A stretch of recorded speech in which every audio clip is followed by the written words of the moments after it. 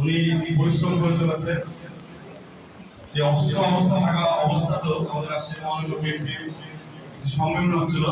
সেই সম্মেলনে লোক সমাগম অনেক ভিড় ছিল। সেখানে উনি গরমের কারণে অসুস্থ বেশি হয়ে যায় এবং তাৎক্ষণিক রাজশাহী চিকিৎসালয় হার্ট ফাউন্ডেশনে ভর্তি হয়েছেন। সেখান থেকে আবার রেফার করেছে রাজশাহী মেডিকেলে, সেখানে উনি চিকিৎসা নিচ্ছেন। আলহামদুলিল্লাহ আমাদের দোয়াতে, এই বঙ্গবন্ধু সকল জনগণের দোয়াতে উনি এখনো মোটামুটি ভালো আছেন। তার দোয়ার জন্য আজকে আমরা উপস্থিত হয়েছি।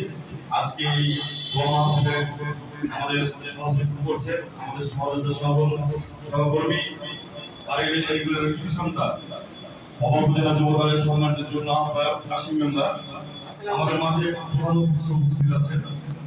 এই ইউনিয়নের কৃষি সন্তান আপনাদের গর্বের জায়গা। অভাব জেলা বিএনপির সংগ্রামী